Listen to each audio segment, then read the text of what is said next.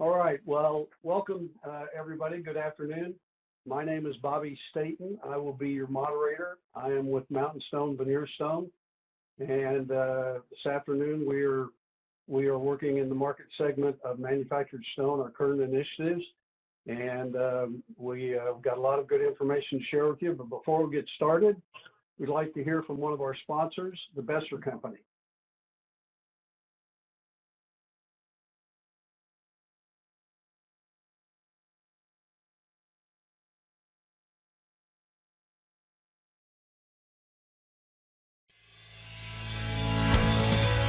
I really thought we'd be in Milwaukee at this time, but things have changed. Thanks to the NCMA staff, we're still together.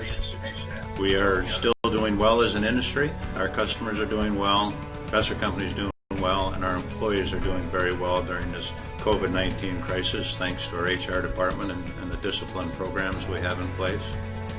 I really think it's important that you get to meet the leadership team that's going to continue the Besser legacy. And with that, I'd like to start with Ryan Sushak, the president of Besser Company. We're fully committed to the concrete products industry and your ongoing success. Besser staff and all departments are actively listening and focusing on ways to improve your productivity, safety, and product quality. Besser is consistently striving to make your experience with us awesome. At Besser Company, our call center staff are friendly and the most knowledgeable in the business. We know concrete equipment better than anyone. Besser supports the growth of the concrete products industry. Besser is committed to being a long-term partner. At Besser, we're more than just an equipment supplier. We're your partner. We're constantly evolving our product line. Here at Besser Company, we're fortunate enough to have a mold team with over 100 years of industry experience. As an ESOP company, we're all owners. What we do matters. We know that we want the best products and services offered every day. Your success is our success. For more than 116 years, we've been helping producers face the future with confidence, regardless of the circumstances. So please stay safe, be well, and know that you can always count on Besser.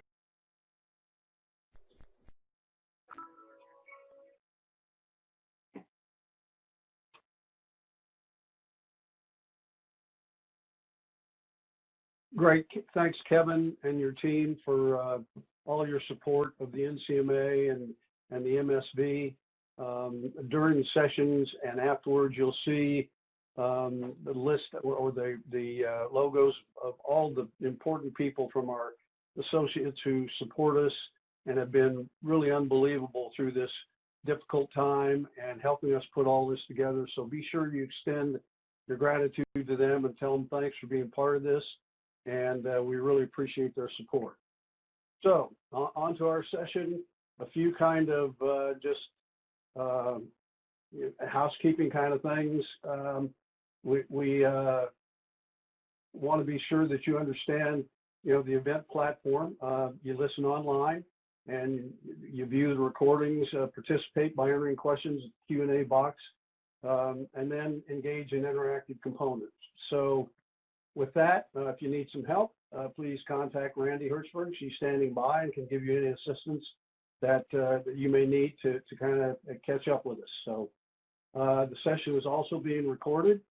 So by participating in this meeting, you're consenting to be recorded. So a couple of just housekeeping things. We always reiterate the antitrust policy and trust that everybody who is participating recognizes that.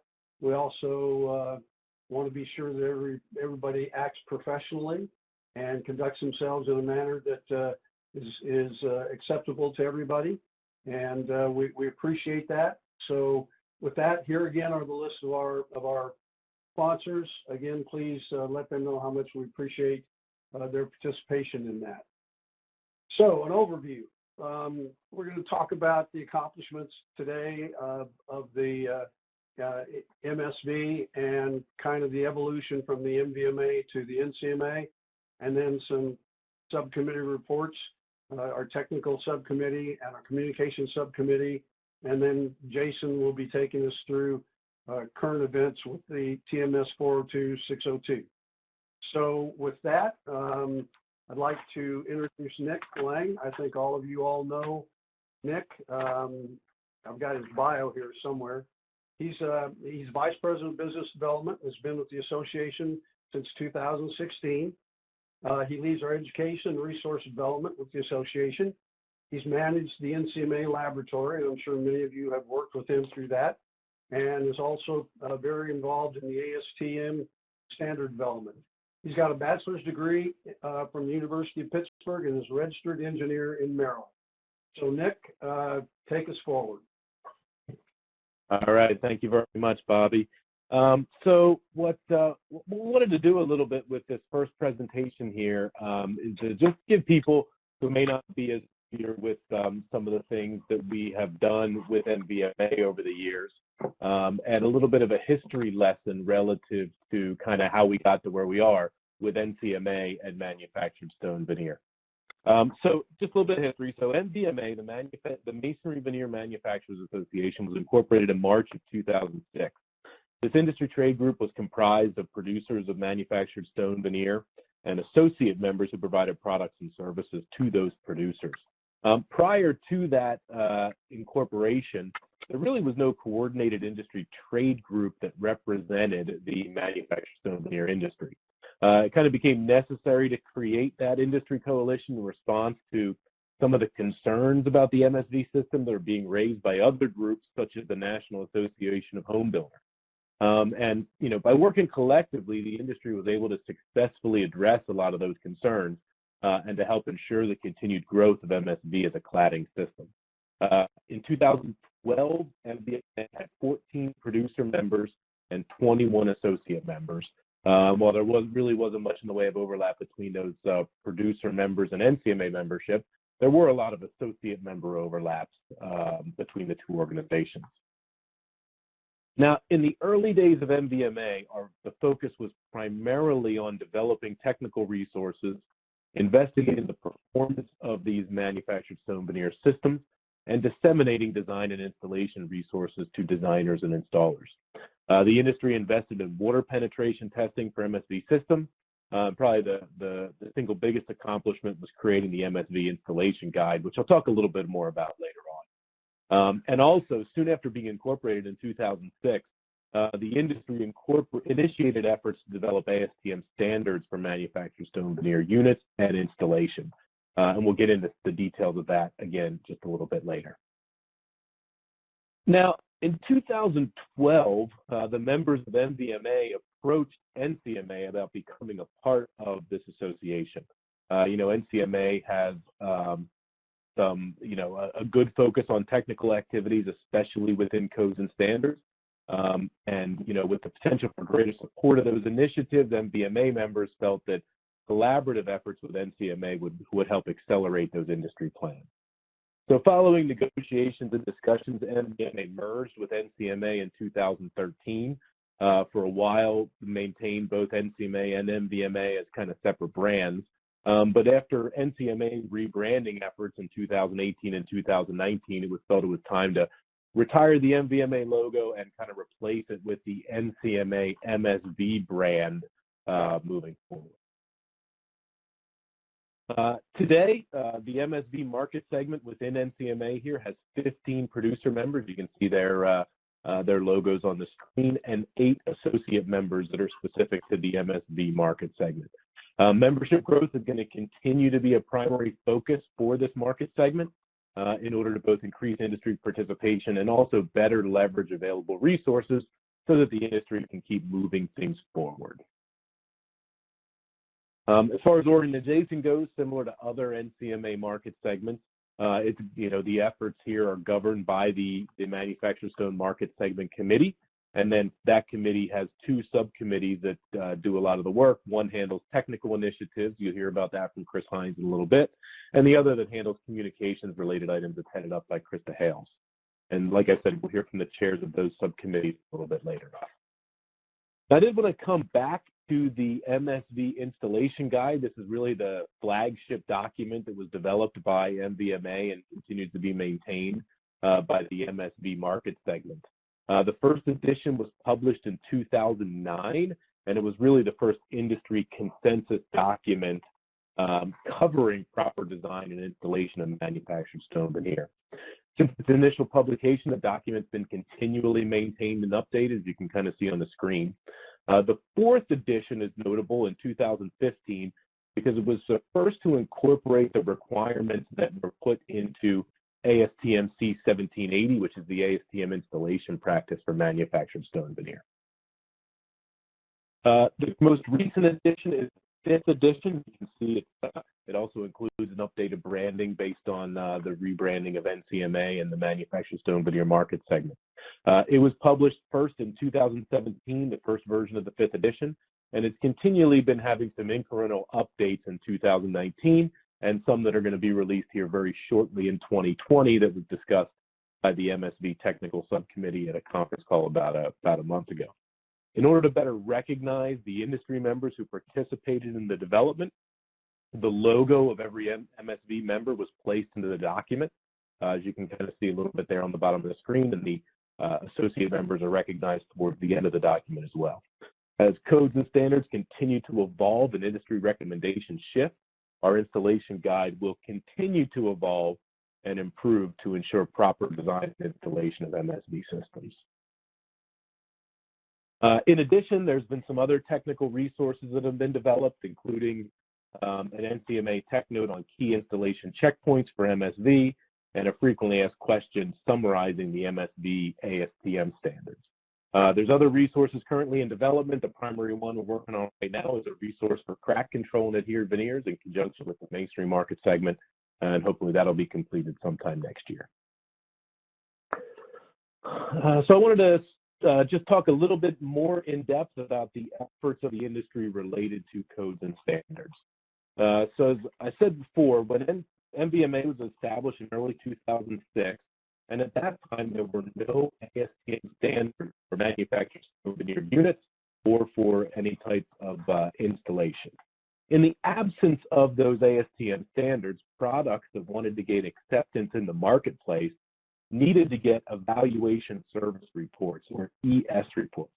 These ES reports are used by code officials to ensure that products without ASTM standards are suitable for use in construction. The process that's used to obtain an ES report can be timely and time-consuming and costly, and the industry kind of very quickly recognized that in order to increase acceptance of MSV products as well as raise the bar for quality, ASTM standards were going to kind of be the next logical step for this system. However, creating an ASTM standard isn't an easy process. Working as MVMA, they first approached ASTM Committee C15 on manufactured masonry units about creating a standard in June 2006, and the efforts to really start developing those standards began in early 2007. It took about 6 total years before the committee was able to develop the first versions of these standards. The first standard was ASTM C1670, which covers the physical requirements for manufactured stone veneer units. It covers properties such as compressive strength, freeze-thaw durability, and others. The second is ASTM C1780, and that's a practice that covers installation of manufactured stone veneer over a variety of backups. So efforts began in June 2006, and the first versions of these standards were approved in 2013 and published. Now, simply having ASTM standards, however, really isn't the end of the story. Just because you have a standard doesn't mean it's necessarily enforceable anywhere. So in order to be enforced broadly, standards need to be referenced by building codes, which are then adopted by local jurisdictions. So once those ASTM standards were published, NCMA and the MSV market segment initiated efforts to reference those into the International Building Code. So ASTM C1670 is now incorporated into the IBC as a reference. That was first incorporated in the 2018 version of the IBC. This really kind of completes the path for the codes and standards that began in 2006, and it really gives producers, designers, specifiers, and code officials the means to use and enforce the ASTM standards for manufactured stone veneer. So with that, I think, Bobby, I was going to turn it back over to you for cost versus value. Bobby, I think you're on mute.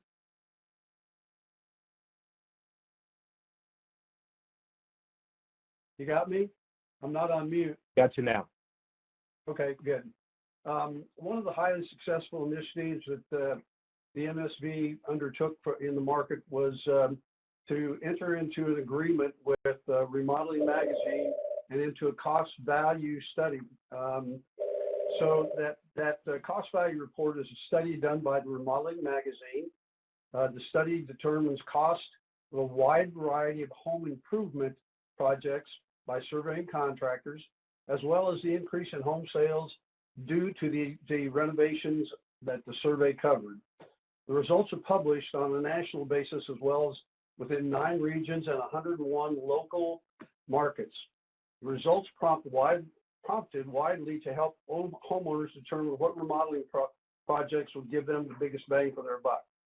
So in 2014, the MSB market segment invested $15,000 to add manufactured stone to the project study.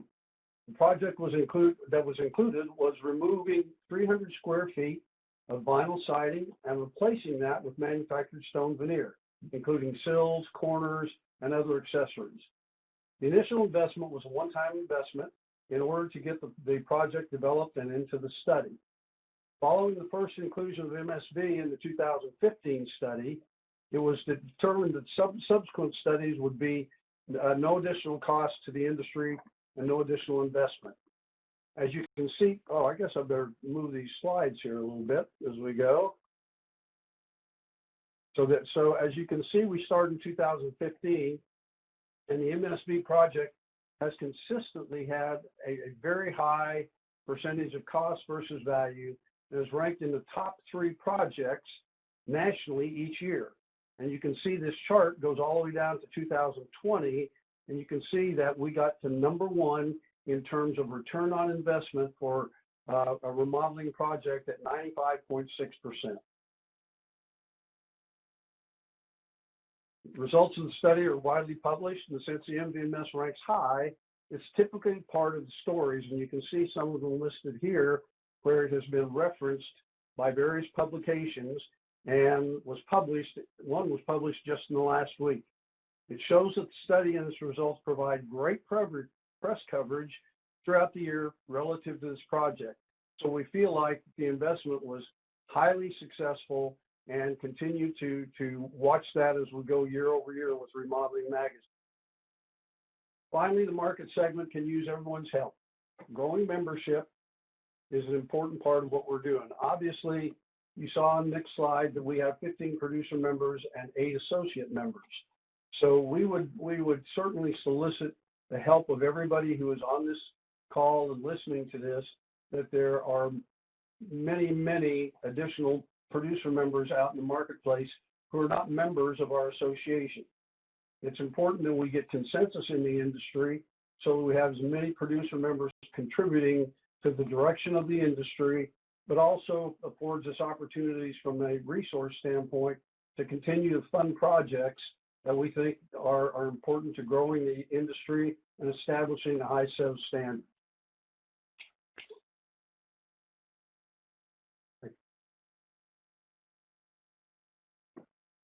So with that, and if anybody has any questions or anything like that, if there's a Q&A thing at the end, please chime in with those, and we'll get back to them as we get to the end of the presentation. So with that, I'd like to review the current committee activities, and we're going to start with Chris Hine, who is chairing our technical committee, and will walk us through some of the accomplishments that we've done through that subcommittee. Chris? Thank you, Bobby. My name's Chris Hines, and I work for Boral Stone, and I'm luckily one of the folks that was involved in MVMA when it started back in 2006. And as I listened to Nick's audio start to glitch a little bit, I thought, might have to step in and talk about the history. But for now, I'm just going to talk about the technical subcommittee activities, and I'm going to look like a kid cheating on a test as I look at this screen while you guys are on the other screen. But basically, the MSB Technical Subcommittee monitors and guides all the NCMA activities in the codes and standards arena as it relates to MSB. And the primary current activity is a complete overhaul of the veneer provisions in the Masonry Society's 402 and 602 documents. We've got a presentation that goes into more detail later in this specific forum, but this represents a significant leap forward for the industry and how veneers are positioned within the building code. And of course, as Nick referenced, our subcommittee monitors and contributes to our industry standards, those being ASTM C1670 and 1780. And then, of course, we're also influential in both protecting our position as well as promoting MSV in the international codes. I think I'm supposed to be moving slides too. Yeah, go ahead. Sorry, Chris. Thank you. Thank you. Our primary resource, again, Nick introduced you to it, but it is very influential in the market, and that is the MSV Installation Guide, formerly known to some as the MVMA Guide. We're constantly looking at revisions and evaluating and updating for both the needs of manufacturers, changes in code, as well as contractors. And you can look for changes that we discussed as recently as a month ago to hit the 5th edition in the coming weeks. We're also contributing and working on a new resource, a tech note that would be specific to crack control in adhered veneer. And then lastly, we're very excited about this primary initiative the technical subcommittee is working on, which is an MSV installation certification program or installer certification program. This program will educate as well as evaluate the competency of installers for stone veneer. This is a great need in the industry. We need to increase our pool of quality installers, and this program is envisioned to fill that need. The program is currently being developed as a 2-day program. The first day is classroom on proper installation, including a written exam, and a second day would be hands-on with a performance examination component. Of course, sponsors could host both days or one day, at which the first day could be handled through an online learning system that NCMA manages. The task group is actively developing the content of this program, and you can look for a pilot in the first part of 2021 with the full program rolling out later next year. That concludes an update on the technical committee subcommittee activities. And so I'll hand it over to my colleague, Krista Hales, to talk to you about what the communication subcommittee is working on. Thank you, Chris. I can't claim to have been around since the beginning of MVMA, but I've been around for quite a bit of our work with MVMA and then transitioned to NCMA. So thrilled to continue to be a part of it. So the MSV Communications Subcommittee has been working on some really exciting initiatives this year. And our primary activity has been the MSV Product Certification Program. This program recognizes MSV products that meet ASTM standard requirements and demonstrated commitment to quality from the producer. The program was launched last year, but has not yet been promoted to external audiences. The subcommittee has worked through a marketing plan to develop top-line messages to designers, specifiers, home builders, owners, and even down to the consumer. Digital advertising is going to be deployed later this year to promote the program. The section of the NCMA website devoted to the program is also being revamped, and it will be outward-facing, promoting the benefits of certified products to targeted audiences. Additionally, collateral such as flyers and PowerPoint slides are being developed for utilization by NCMA MSV members to promote the program and really work to amplify the message across the business. In addition to the program promotion, the subcommittee has also been monitoring the program administration and changes to certification requirements where appropriate.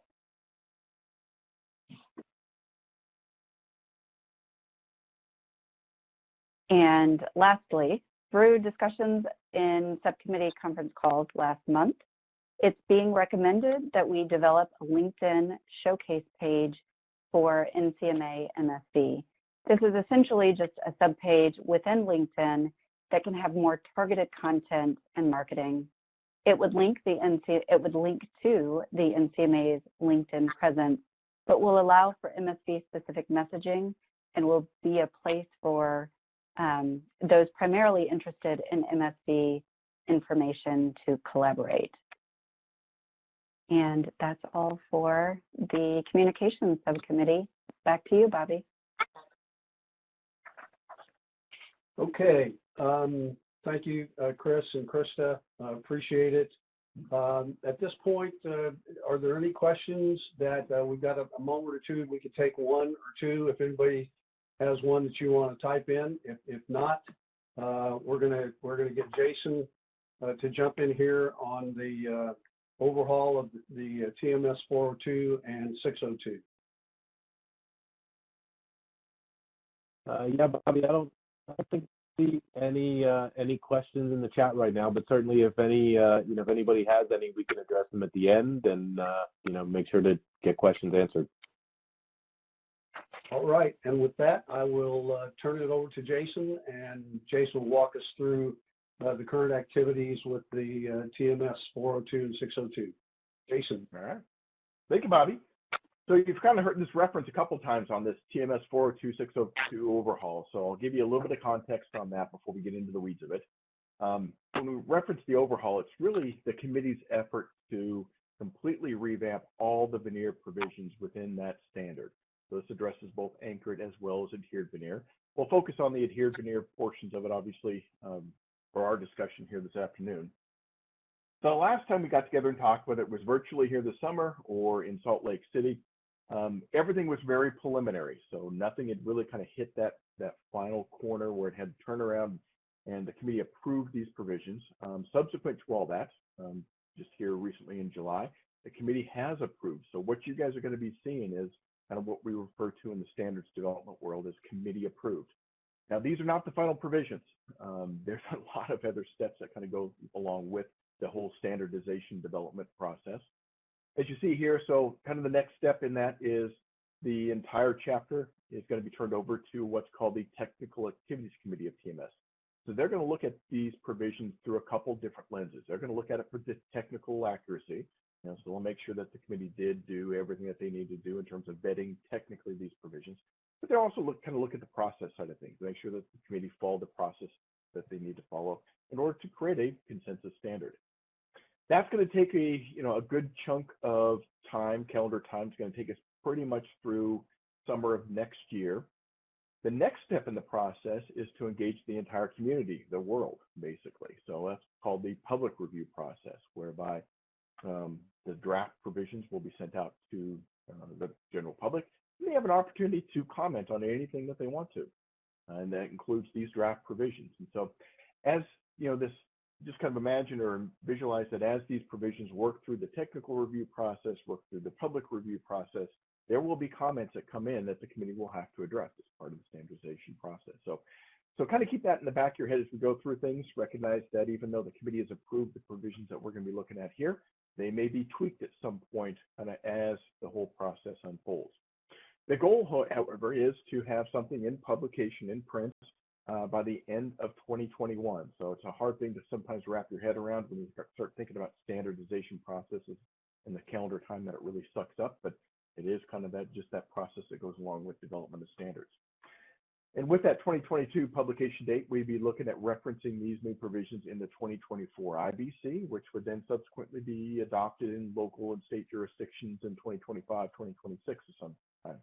So we're still looking at a number of years before you'll see these provisions on the streets, which in some respects is good because it gives us, as an association, the time to develop the tools and resources that go along with it before they actually hit the streets as well.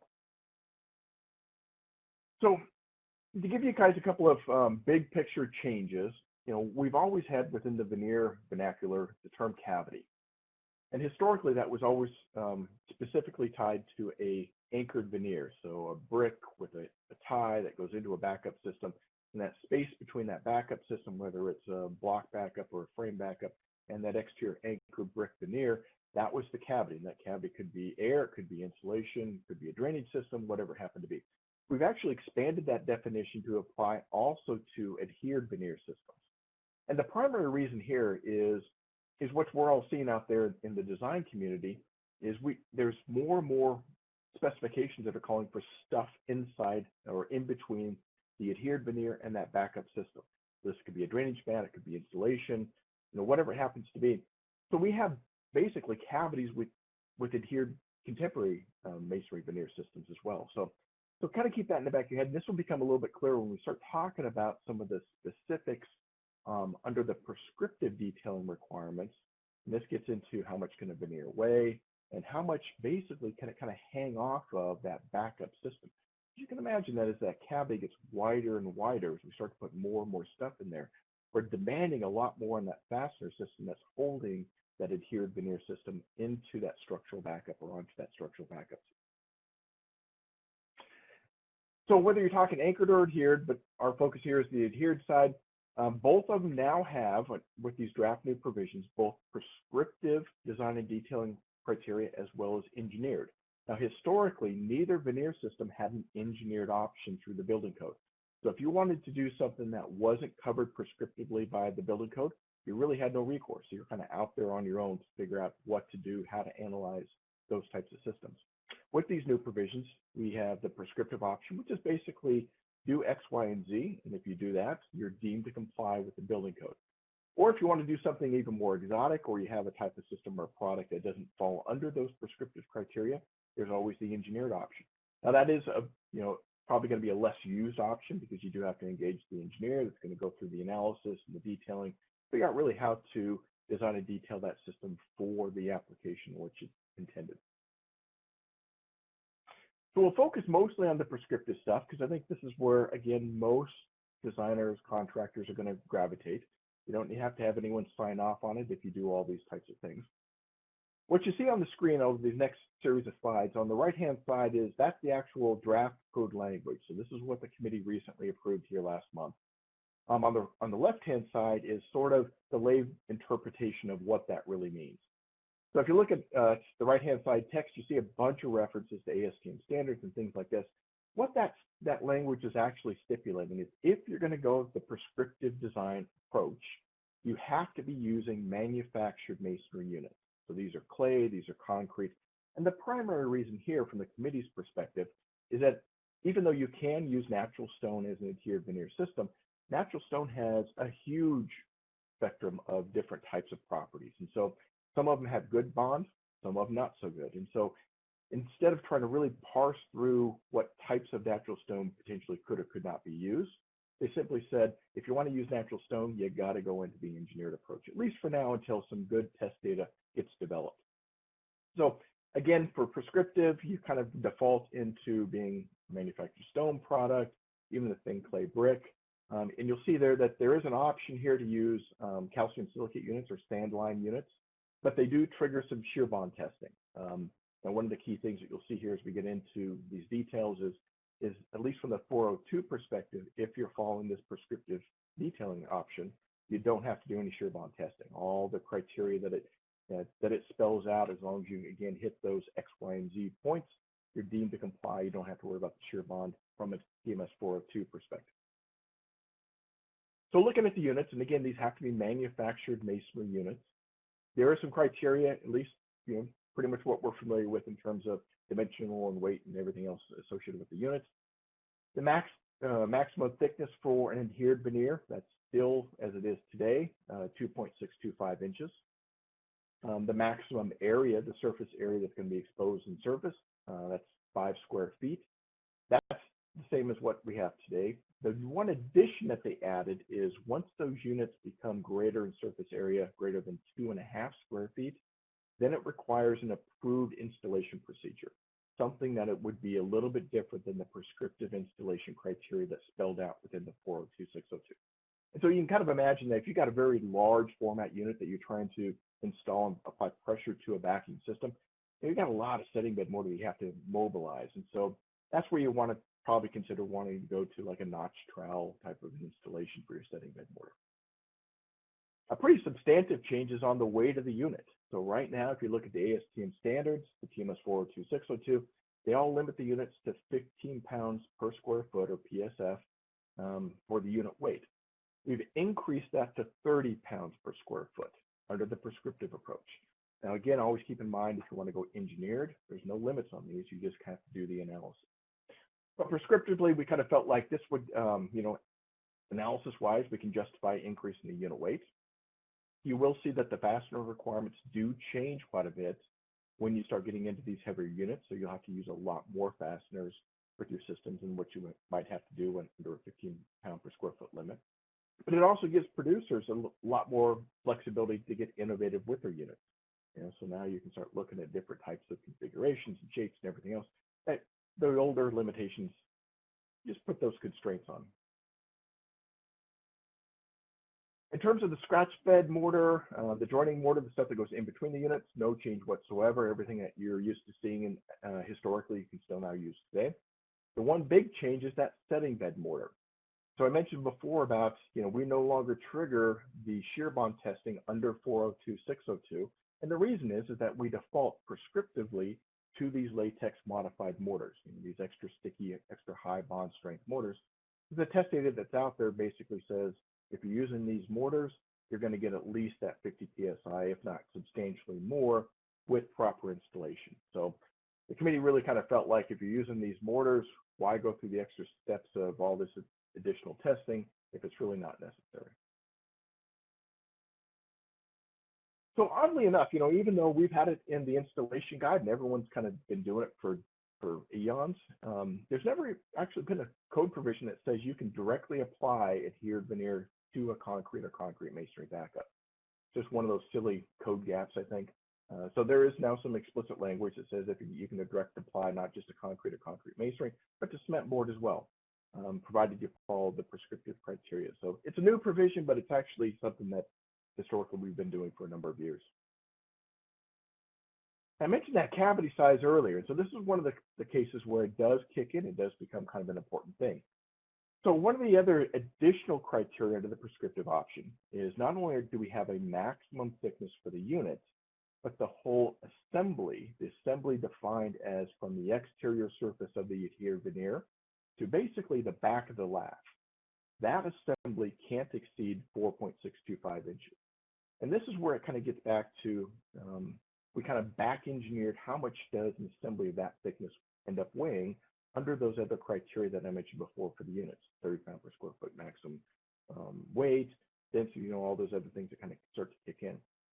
Because again, we have some other options, some pre-designed tables that you guys will see here in a minute that give us fastener criteria. And so we need to place limits on how much that whole assembly ends up weighing, how much it's contributing to bending of those fasteners that's holding it to that backup system.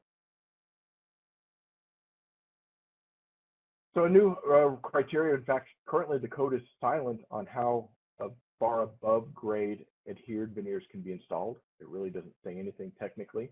Most people interpret a corresponding provision that applies to anchored veneers, which limits their height above grade for example, on wood frame backup to 30 feet.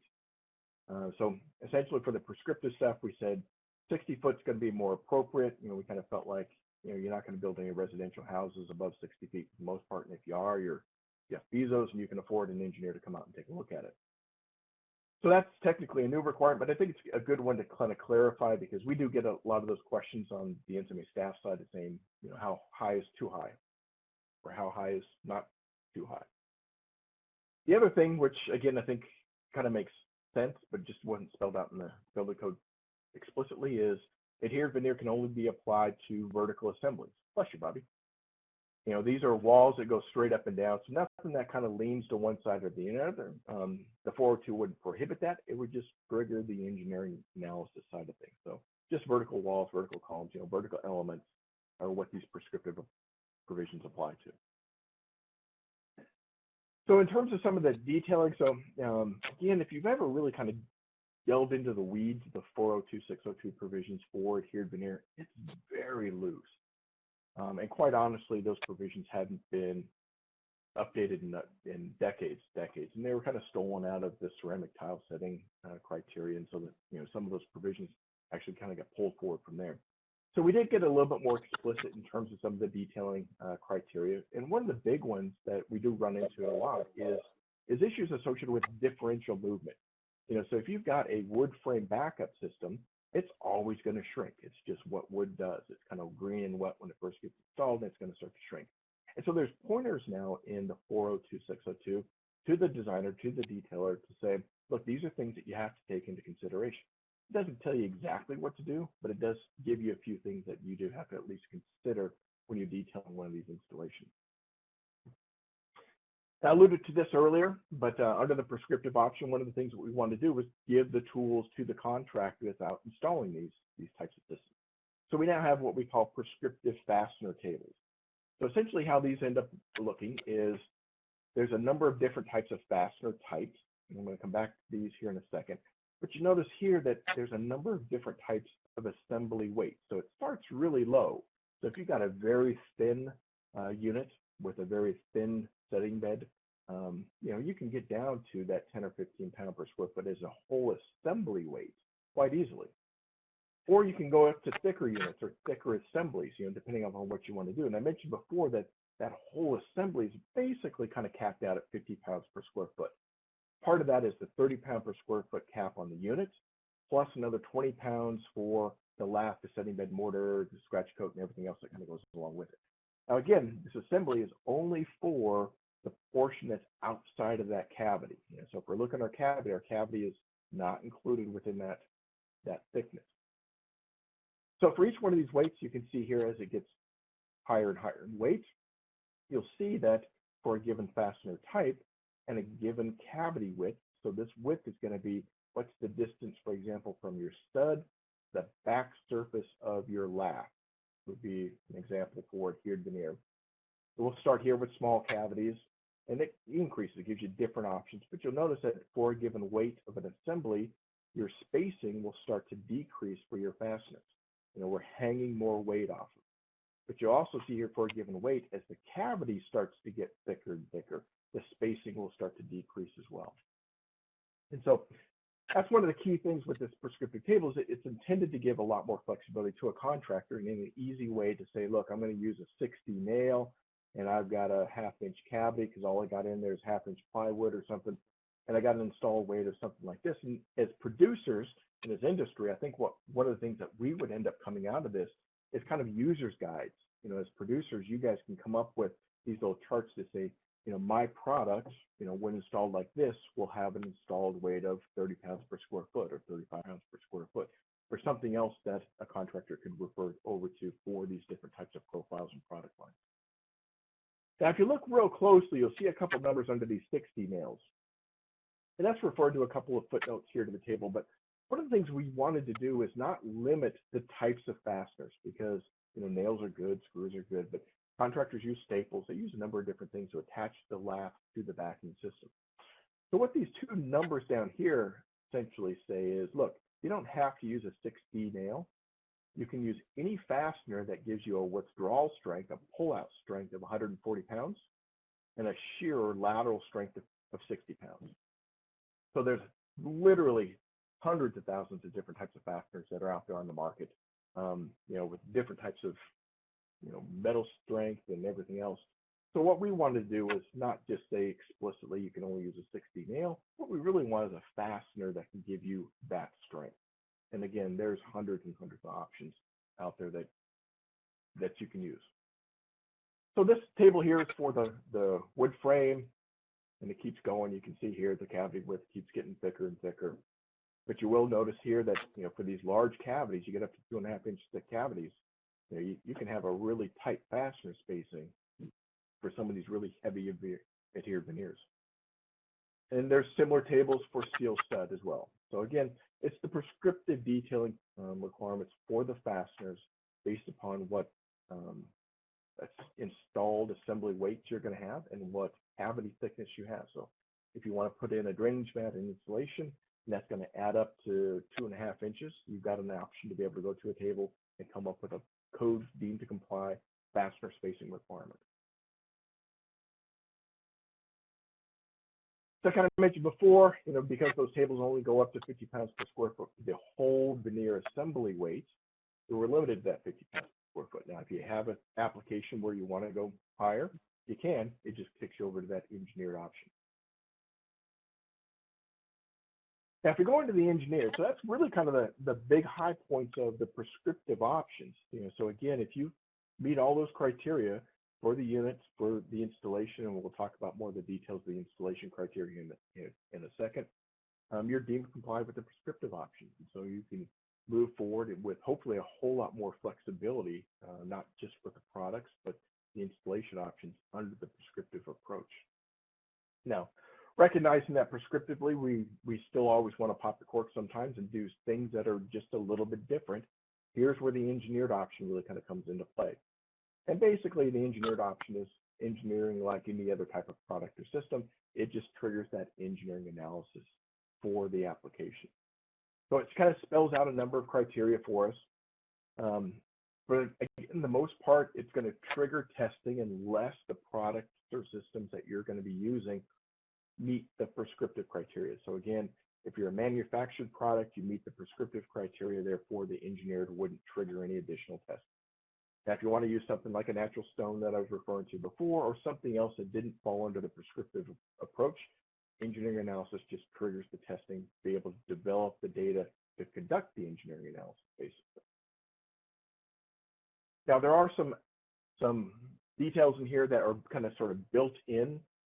And so if you use a latex modified mortar like the prescriptive requires, if you do the same kind of detailing that are sort of spelled out within the prescriptive detailing requirements, it's going to give you a number of what I'll call sort of baseline design criteria. So, we know from research that if we put some guardrails on the data that came out of all that previous research, we can tell the engineer, you've got at least X amount of strength or shear bond or for flexure or whatever it happens to be that you're designing for. And that's, again, just based upon the data that's currently out there. Now, you could, if you wanted to, go back and do some additional testing. So if you had a product you felt like was a whole lot stronger, yeah, you could certainly do the testing and use that for engineering analysis. But we want to at least kind of give engineers a starting point, so that they weren't completely starting in the middle of nowhere, at least some baseline values to design with, recognizing that you might be able to get better design values if you do additional testing on a given product, depending upon what that product is. So that's really kind of the engineered approach. It's really, again, up to the engineer to kind of run through those analyses. They can figure things out. But frankly, if you want to have a 10-inch thick stone sticking off the side of a building, you can now engineer it under these provisions. I mentioned before the prescriptive criteria triggers the prescriptive installation. And basically what we try to do with the installation criteria was model what's already being used out there in the field, which is basically what's in the current MSB installation guide. So most of the stuff you guys are going to be very, very familiar with. The only really kind of big difference is the triggering of that latex modified setting bed mortar. That's kind of built into these prescriptive options for installation. Now, one of the, any good option should also kind of have the option to deviate from it. And so one of the things that the prescriptive installation says is, look, you don't have to follow these. You just have to document that they actually work. And that may trigger testing. It just kind of depends upon really kind of how you're modifying it. If you're modifying it from a material standpoint or from an installation standpoint, it just may trigger some additional testing. And that's really kind of this reference here to this proprietary type of system. To kind of wrap things up, so there is some inspection criteria that's being added to this, but it's pretty nominal, it's pretty small. Essentially, if you're doing an adhered veneer system that's above 60 feet, so automatically this is going to kick you out of the prescriptive option. So again, if you're going 6, 7-story buildings and you're adhering the veneer all the way up to the top of it, that triggers some kind of an engineering check. And as part of that engineering check, above 60 feet, it triggers some kind of an inspection. Now, kind of buried in this table, we won't get into the weeds of it too much, but you'll see here that there's a level 1, a level 2, and a level 3. And you can imagine that level 1 is really basic inspection criteria. Level 2 gets a little bit more stringent. Level 3 is really stringent. That's really kind of reserved for those high-risk structural applications. which veneer never falls into. Veneer is never a structural application, so you'll never see it triggering all this really extreme inspection quality assurance criteria. It's only going to fall down here to that level 1, level 2. To give you kind of context for that, a typical level 1 may simply literally be at the start of the adhered veneer installation out in the field.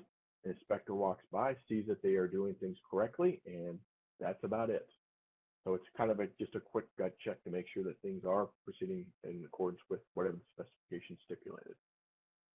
And again, this only gets triggered for the above 60 foot. And again, it doesn't say it within the provisions, but the intent is we didn't want to trigger this for residential applications or single family residential applications. So where things kind of sit now, I gave you kind of a quick snapshot at the start. So we still have a couple years left to really vet through all this, through the TMS Technical Committee, through the public review period. But once that's all done, we are looking at that late 2022 publication date, in which case, we'll continuously kind of talk about all these changes within this committee because it's going to drive what we end up developing in terms of tools and resources through the association. But with that, I will certainly answer questions, Bobby, or turn things back over to you. Okay, thanks, Jason. We've got a couple of minutes here for questions. Anybody have anything they want to submit right now? So, Jason, this is Nick. We did get one. It might have disappeared from the presenter view, but one question was clarifying the new prescriptive weight limit of 30. Is that no unit can exceed 30 pounds, or is it 30 pounds per square foot? 30 pounds per square foot for the unit under the prescriptive option. Now your units, so as a producer, you could still manufacture a unit that is 35 or 45 pounds per square foot. It would just trigger the engineering analysis. I think that was the only question that we currently have in there. Do you see any other questions, Nick? I don't. No, doesn't look like we have any right now, but we do if anybody comes up with anything and they're going to be here tomorrow, we do have the open forum at the end of tomorrow's segment as well. So, but I don't see any more in the chat box for now. All right, well, you guys know how to get hold of me if you do have questions. Sure. What, Jason? Oh, okay. So, hey, folks, thanks for joining us. Sorry we got started about 4 or 5 minutes late, but we certainly appreciate you guys hanging in there with us. Thanks to our speakers for sharing with us, and as always, once again, thanks to our sponsors for supporting us. Want to remind you that there are other sessions this afternoon, the general session of unit design, Concrete Women Connect, and then tonight there are some social events that again are online and everybody can participate in. So we invite you to be part of that. And then tomorrow at the same time, 3:15 Eastern, we will get into our second section for manufactured stone, which will include future initiatives, our review of our strategic plan and our 2021 work plan, as well as looking at, we have a guest speaker, Chris Fisher, Managing Principal of Drucker Frontier, who will help us look at the construction industry as a whole and skewed to some primary markets like MSB. So with that, folks, we really appreciate your time. We look forward to you guys joining us tomorrow. And unless Nick or anybody else has anything else, we'll sign off for today.